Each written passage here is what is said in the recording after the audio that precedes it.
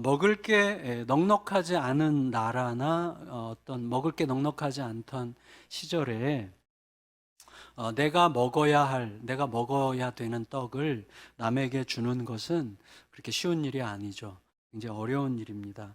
그렇지만 혹시라도 내가 꼭 줘야만 되는 의미를 알게 된다면, 혹은 내가 준 의미와 가치를 확인할 길이 있다면 아마 줄 수 있을지도 모르겠습니다.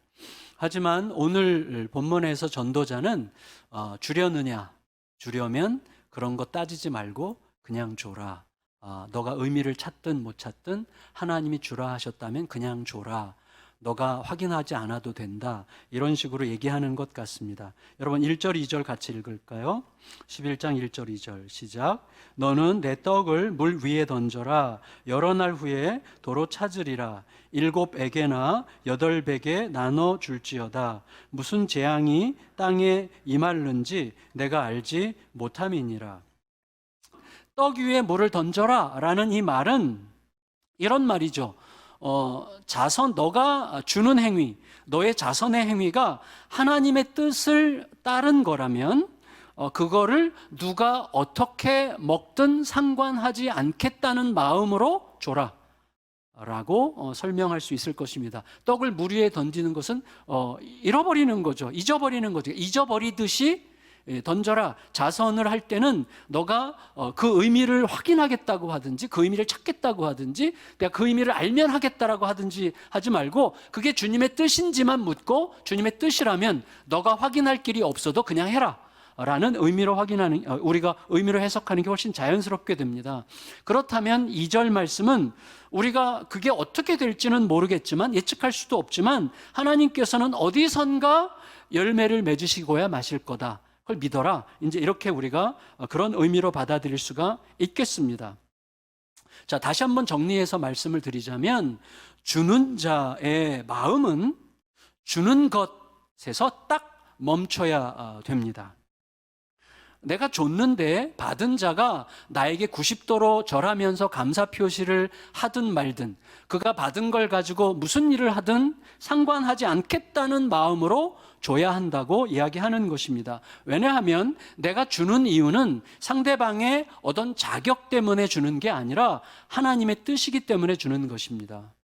그러니까 주는 게 하나님의 뜻이라면 하나님은 누가 왜 받아야 하는지도 알고 계신다는 것을 믿어야 돼요. 그게 주는 자의 태도라는 것이죠.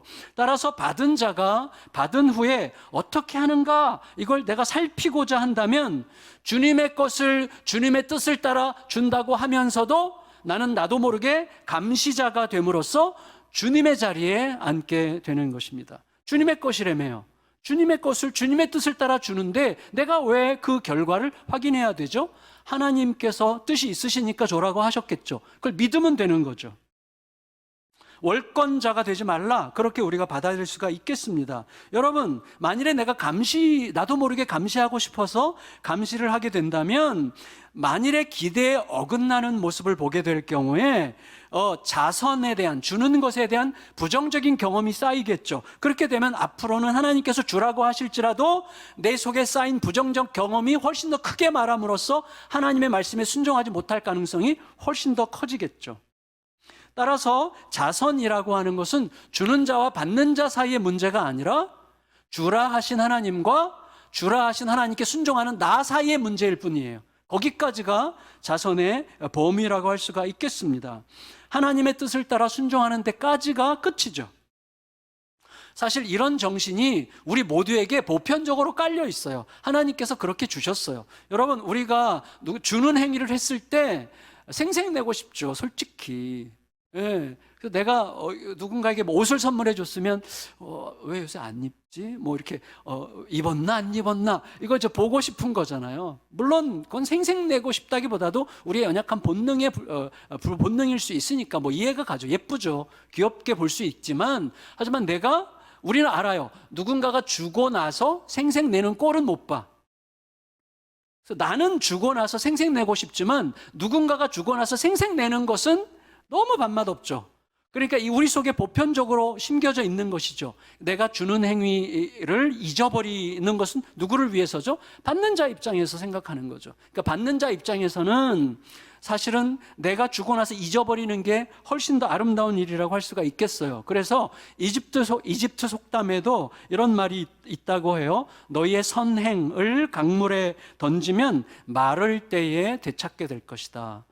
굉장히 보편적인 많은 나라에 이런 식의 속담이 있겠죠. 따라서 흐르는 이 모든 것의 근원은 어디에 있습니까?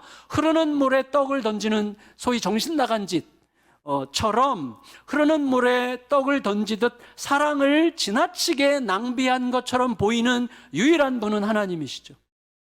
우리가 탕부 하나님, The Prodigal God이라는 책 많은 분들이 읽으셨는데, 탕부 하나님이 뭐예요? 사랑을 허비하시는, 우리를 위하여 당신의 사랑을 허비하고 낭비하시는 하나님, 그분이 최초죠.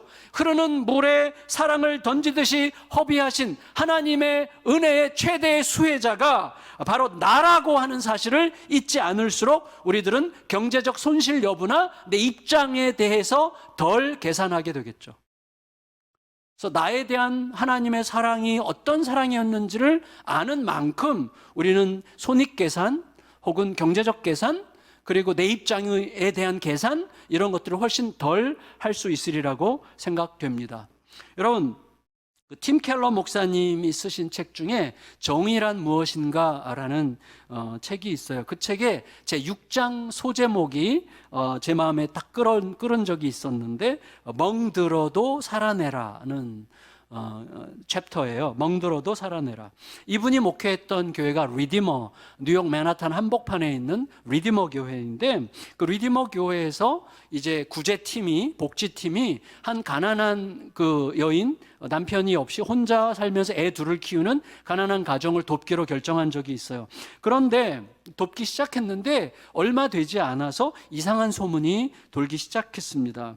그 가정이 교회에서 지원받은 지원금으로 허구한 날 쇼핑하러 다닌다는 거예요. 근데 그게 소문만은 아니라는 게 확인이 됐습니다. 그게 사실이었어요. 그래서 그러면 당장 교회 구석구석에서 그런 가정을 왜 돕냐, 지원을 중단하자, 이런 목소리가 막 힘을 얻지 않겠습니까? 그래서 이제 복지팀이 급하게 모였습니다. 이때 복지팀이 논의하는 기준은 이거였습니다.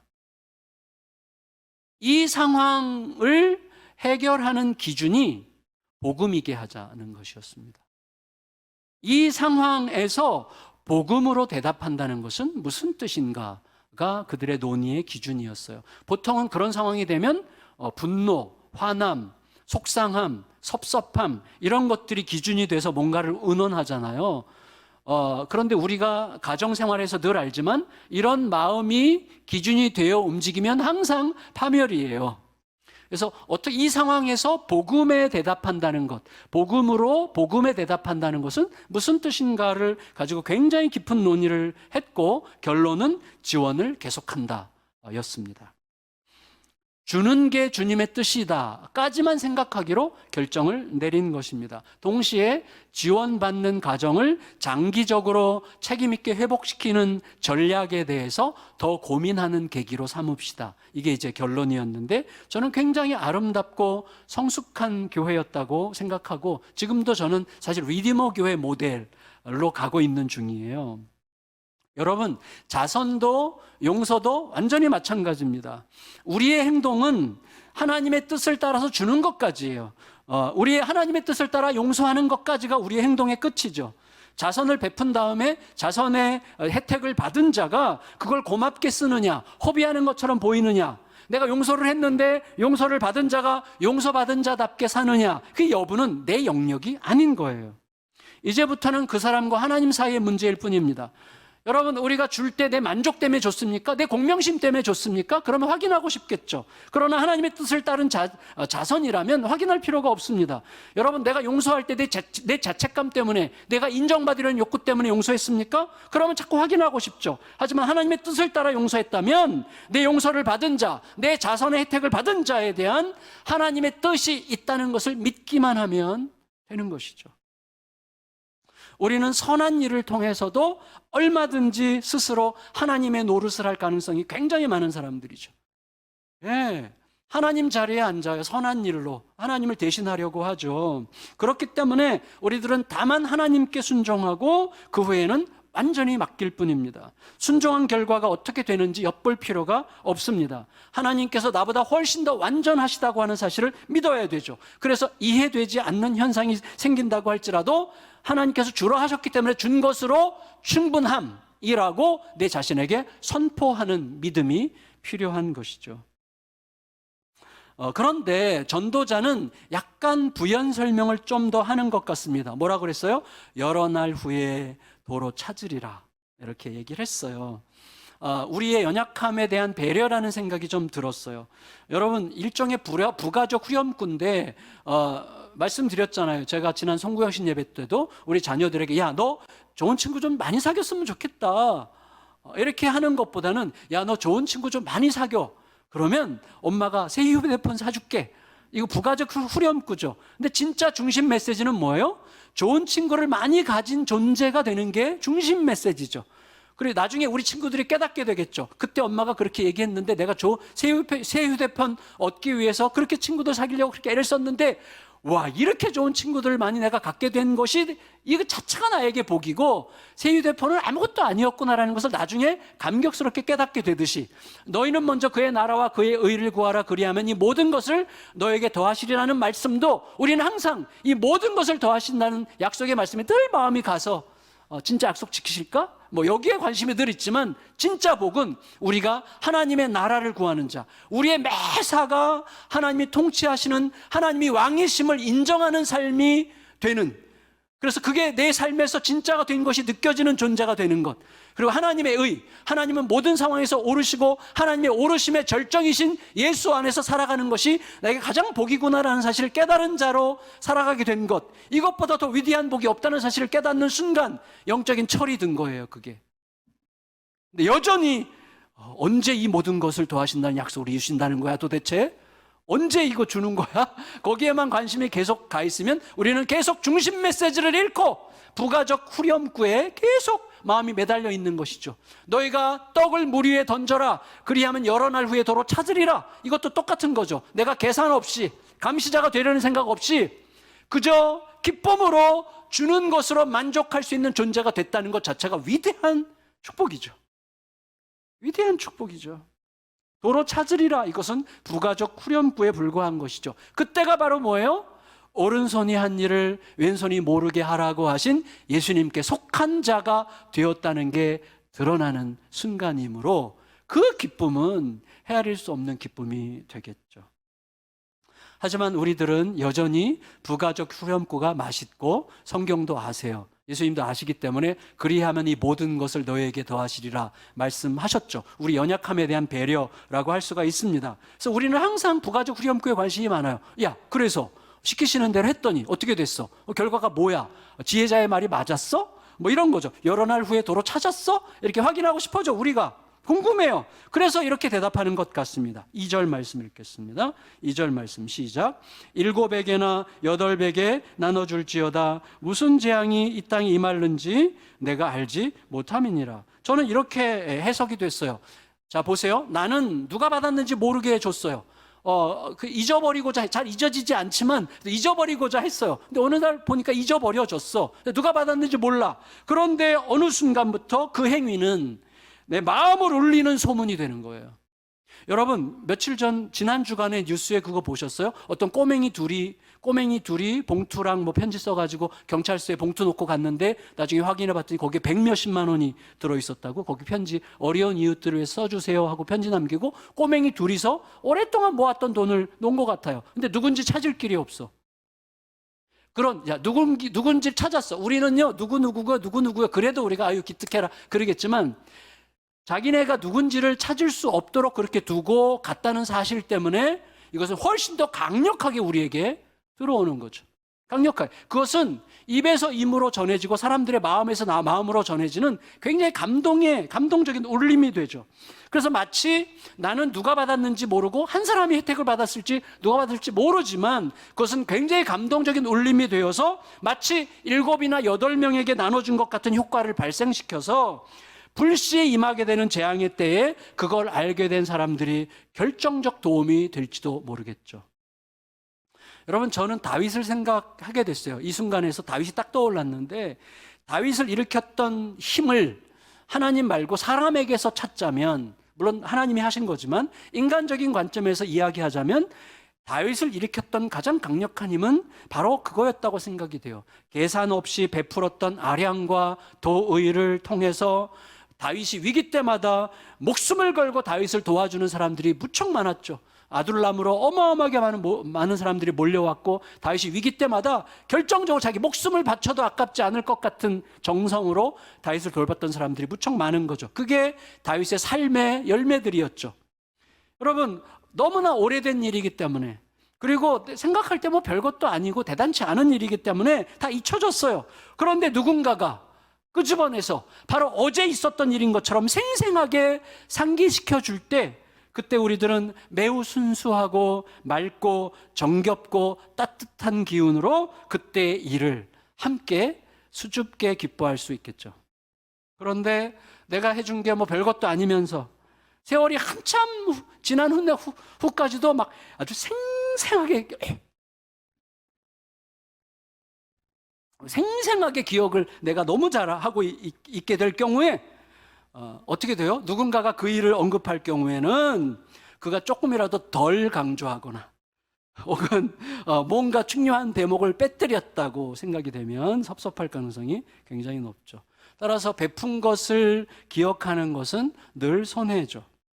우리들의 기쁨은 내가 힘든 상황에 처했을 때 나로서는 잘 기억할 수 없는 분들이 사방에서 일어나서 그때 당신이 베푸셨던 그것 때문에 우리가 살았고, 우리가 당신에게 이렇게 하는 것은 당신이 우리들에게 베푼 것에 비하면 아무것도 아닙니다라고 외치는 소리를 듣게 되는 것, 그게 우리의 기쁨이 되겠죠. 왜냐하면 그 사랑을 베푸셨던 분이 예수님이시죠.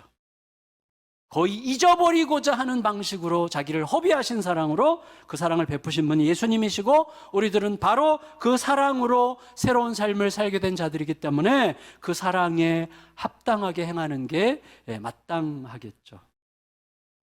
그래서 이렇게 말할 수도 있겠어요. 구름이 잔뜩 머금고 있는 물은 반드시 쏟아지고, 바람에 꺾여서 쓰러진 나무는 그 자리에 그대로 있을 수밖에 없습니다. 이게 당연한 이치죠. 마찬가지로 하나님의 뜻을 따라 준 게 분명하다면, 하나님의 뜻을 따라 섬긴 게 분명하다면, 그것은 내가 그것을 기억하냐 여부를 떠나서 어디 공허한 대로 사라지는 게 아니라는 거예요. 반드시 내 기억과 상관없이 하나님은 어디선가 그것을 통하여 누군가의 목을 축이고 계실 것입니다. 3절입니다. 3절 읽겠습니다. 3절 시작.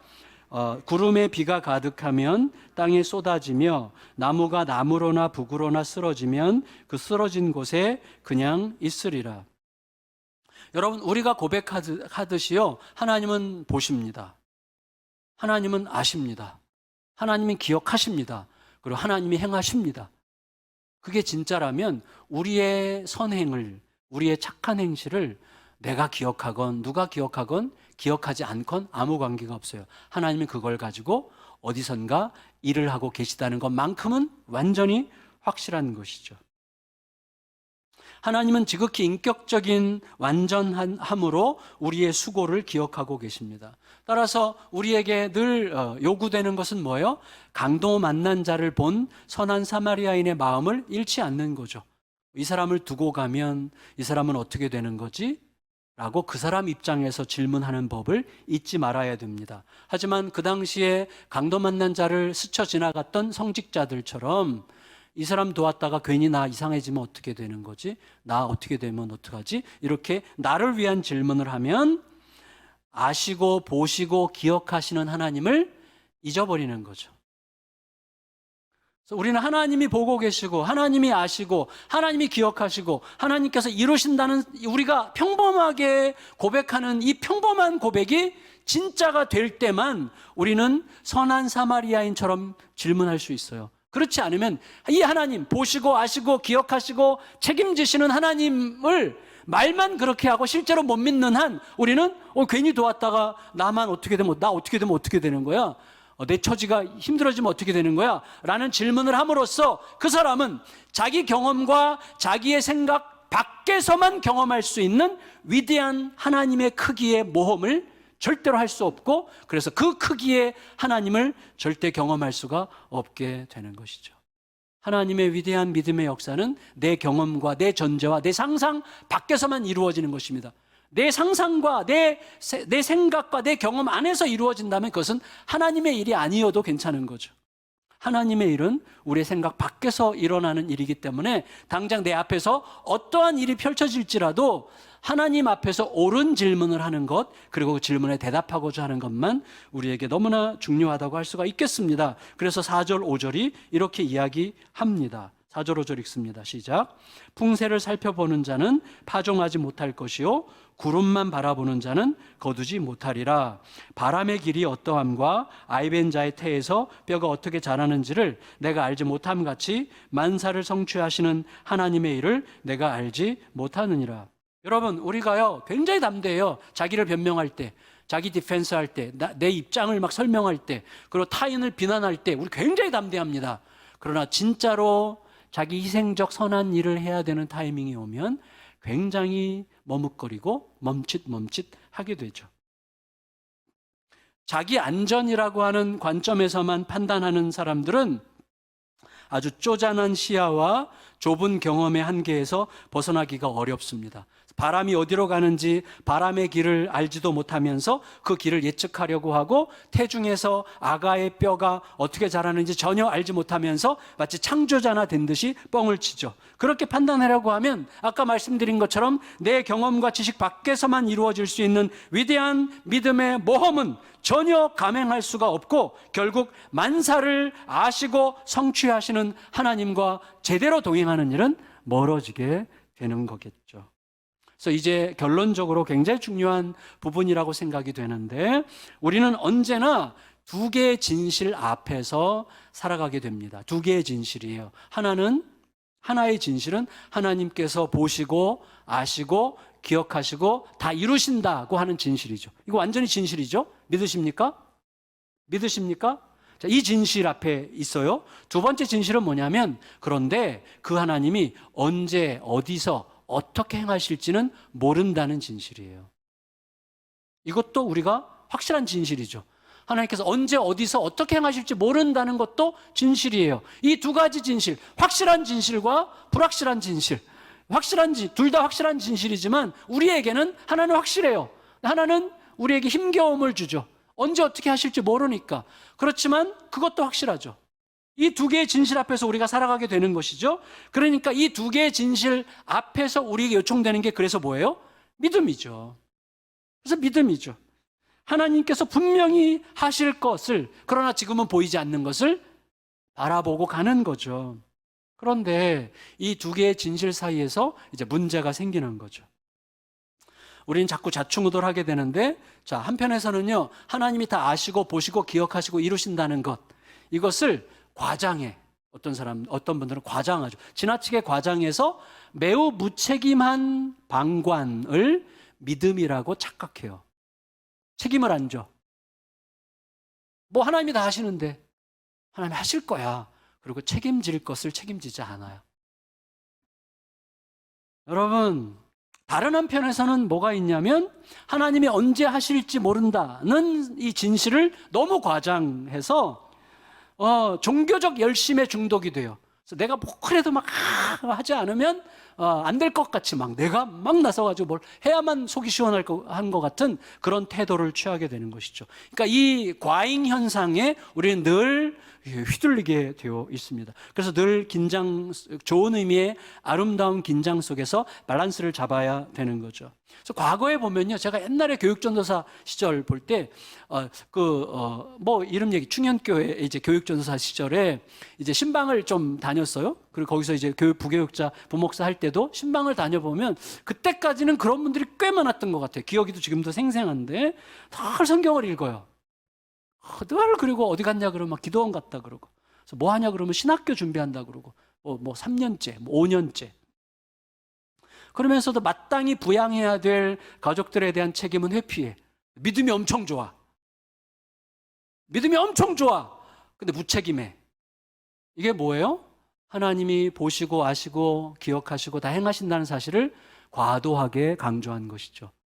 자, 근데 어떤 쪽에서 요즘에는 어떤 분들이 많은 것 같은가 하면 하나님이 다 하신다는 것을 믿는다고 하면서도 언제 어떻게 하실지 모른다는 생각이 너무 커. 그래서 늘 의심과 염려와 두려움에서 벗어나지 못하고 내가 뭐라도 하지 않으면 안 될 것처럼 조급해하는 분들이 너무 많은 거죠. 우리는 정반대로 돌아가야 되겠죠. 여러분, 믿음으로 산다고 해도 염려와 두려움에서 면제되는 건 아니죠. 우리는 연약하기 때문에 염려, 근심, 불안, 두려움들이 찾아와요. 어쩔 수 없어요. 그렇지만 염려와 두려움이 내 영혼을 지배하도록 방치하지 않고 굳건한 믿음으로 살 수 있는 이유가 있다면 그것은 뭐예요? 하나님이 보시고 아시고 기억하시고 반드시 행한다는 사실을 믿기 때문에 그렇게 조급해하지 않아도 되죠. 반대로 무책임한 방관을 믿음이라고 주장하지 않고 모든 상황에서 최선을 다할 수 있는 이유는 뭐예요? 하나님이 언제 어디서 어떻게 행하실지 모르기 때문이죠. 그래서 우리는 최선을 다해야죠. 어디서 역사하실지 모르니까 매사에 최선을 다해야죠. 그래서 6절이 저는 이렇게 얘기한다고 봅니다. 6절 읽겠습니다. 6절 시작. 너는 아침에 씨를 뿌리고 저녁에도 손을 놓지 말라. 이것이 잘 될는지 저것이 잘 될는지 혹 둘이 다 잘 될는지 알지 못함이니라. 우리가 알아요. 하나님은 구원하실 자를 반드시 구원하실 것입니다. 하지만 누구를 언제 어떻게 구원하실지 모르기 때문에 바울은 우리에게 뭐라고 그랬어요? 때를 얻든지 못 얻든지 복음을 전하라고 이야기를 하는 거죠. 그래서 여러분, 우리는 모든 상황을 이루실 하나님을 믿지만, 믿음으로 담대하지만 언제 어떻게 하실지 모르기 때문에 성실하게 살아가게 되는 거죠. 그래서 우리는 모든 상황에서 모든 사람에게 성실을 다해야 되는 것이죠. 따라서 이 두 개의 진실, 아시고 보시고 기억하시고 친히 행하신다는 진실과 언제 어떻게 누구에게 어떤 방식으로 행하실지 모른다는 이 두 개의 진실로 인해서 형성되는 긴장감, 좋은 거룩한 긴장감 속에서 우리들은 굳건한 믿음으로 또 책임 있는 참여자로 살아갈 수가 있게 되는 것입니다. 그리고 그 예로 이 두 개의 진실을 알려주는 증거로 제시된 게 저는 빛이라고 생각합니다. 빛은 뭐예요? 빛은 우리가 늘 생생하게, 지금도 빛이 있잖아요. 너무 좋아요. 빛은 너무 아름답죠. 좀 햇빛이 가려져서 좀 아쉽지만 그래도 구름 뒤에 햇빛이 있는 건 우리가 알고 있으니까 감사하죠. 그러니까 매일매일 생생하게 경험하는 현실이에요, 빛은. 하지만 그 근본은 영원히 밝힐 수 없는 거죠. 그러니까 우리가 느끼기 때문에 실제인데 근원을 알기 어려워요. 그러니까 매우 현실적인 신비죠.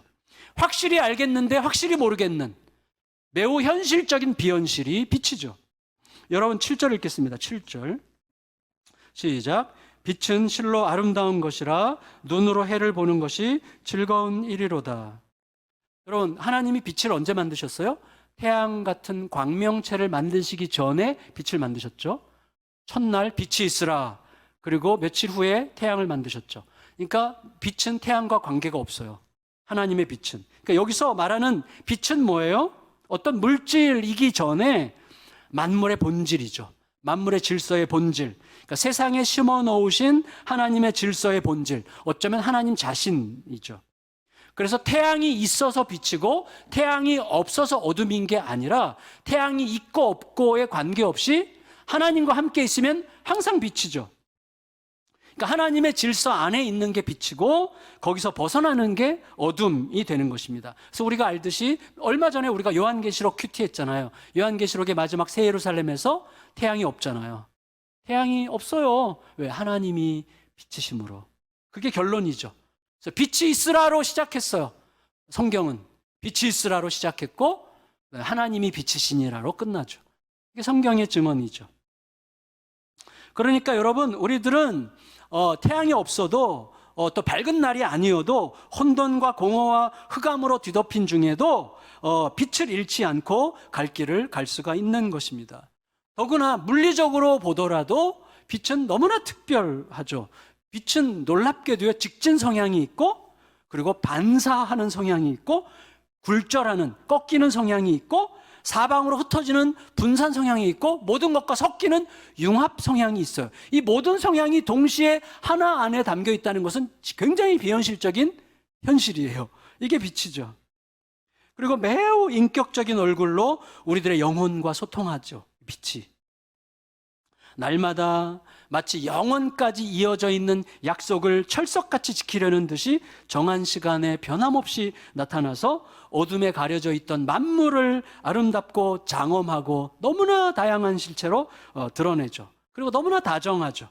우리의 눈과 몸에 스며들죠. 그리고 새 기운과 설레는 감동을 일으키죠. 저도 제가 우울증 앓을 때 햇빛 아래를 엄청 걸었는데 모든 우울증 환자들을 자기 앞으로 불러내서 살고 싶은 마음을 갖게 해주는 능력이 있죠. 만물을 보듬어서 살리고 심지어 방 한 구석에서 떠다니는 먼지조차 빛에 쬐이면 아름다운 시가 되게 하는 게 빛이죠. 심지어 드넓은 대지 뒤편으로 자신을 수줍게 감추는 순간, 제가 가장 좋아하는 순간 중에 하나인데, 그때까지도 눈물나게 아름다운 붉은 색채로 내일을 기다리고 싶게 만듭니다. 그 빛은요, 우리가 선택한 적도 없고 선택할 수도 없었죠. 하지만 우리의 엄연한 현실이죠.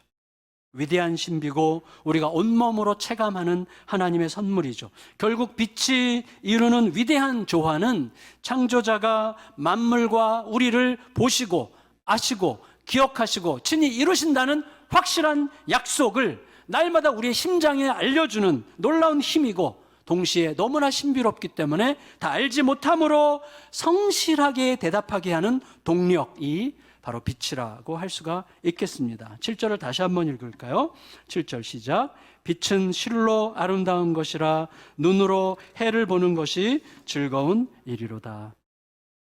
다른 한편 이제 결론적으로 우리는 항상 즐겁게 살고 싶습니다. 행복하게 살고 싶습니다. 또 그렇게 살 것처럼 기대하면서 오늘을 맞이합니다. 그렇지만 현실의 모순 때문에, 또 우리 자신의 연약함 때문에 불현듯 의도치 않게 갑작스럽게, 원인이 어디에 있든지 물론 나로부터 비롯될 때가 가장 많지만 갑자기 캄캄한 날들이 찾아오고, 그런 날들은 어쩔 수 없이 감당해야만 하는 게 우리들의 존재의 본질인 것 같아요. 8절을 읽겠습니다. 8절 읽고 정리할게요. 8절 시작. 사람이 여러 해를 살면 항상 즐거워할지로다. 그러나 캄캄한 날들이 많으리니 그 날들을 생각할지로다. 다가올 일은 다 헛되도다. 여러분, 어제까지도 너무 행복했어요. 근데 갑자기 뭐야, 모든 게 이게 헛된 거였나? 라고 묻게 되는 어둠이 찾아올 때가 있습니다. 갑자기 오죠. 근데 그때 우리에게 요구되는 건 뭐예요? 아무것도 하지 않는 거죠. 그때 무엇을 하지 않는 것입니다. 그게 기다리는 거죠. 무엇을 하려고 하는 건 뭐죠? 내가 하나님을 쫓아내는 거죠. 내가 또 격해진 감정으로, 또 내가 상한 마음으로 내가 무언가를 해보려고 하는 것이죠. 여러분, 중요한 건 뭐죠? 우리가 다 아는 거예요. 근데 중요한 것은 뭐죠? 전도서가 계속해서 우리에게 간접적으로 가르쳐 주는 거죠. 내 의지나 감정이 어떻건 간에 시간은 변함없이 흐르고 있는 거죠. 내 상한 마음을 하나님의 보좌에 딱 앉혀요, 우리는 그때가 되면. 그래서 내 상한 마음이 하나님의 자리에 앉아서 뭔가를 결정하게 만들어요. 그렇게 하지 않고 내 상한 마음을 하나님의 보좌에 앉혀서 성급하게 이기적인 결정만 하지 않는다면, 계속해서 무심한 듯 자기 길을 가고 있는 시간의 강물을 탈 수만 있다면, 우리는 어느새 어느 순간 상처가 조금씩 덜 아프게 느껴지는 시간을 맞이하게 되죠. 처음에는 결코 올 것 같지 않았던 좀 더 나은 시간들이 오고 있다는 것을 느끼게 됩니다.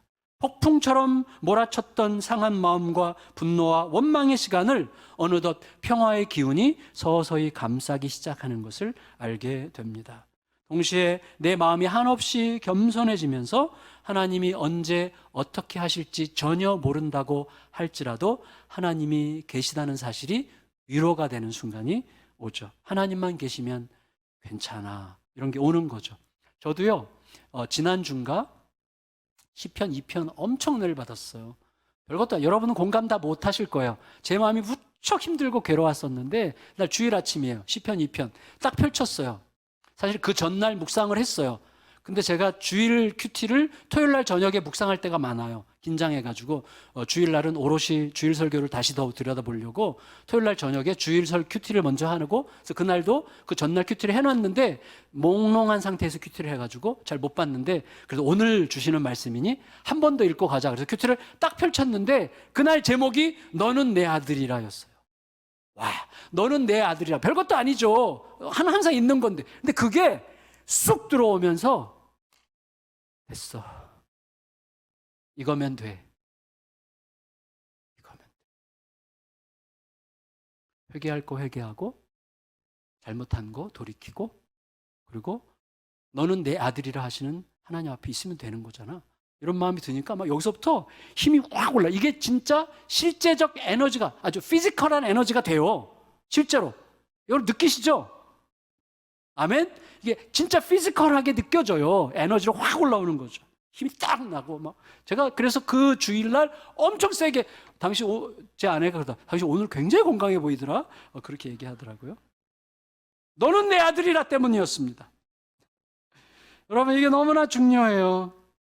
그래서 하나님이 언제 어떻게 하실지 몰라도 괜찮아. 하나님이 계시면 돼. 이런 마음이 막 커져요. 하나님께서 나보다 비교할 수 없이 크시다는 진실이 내 마음을 채우는 거예요.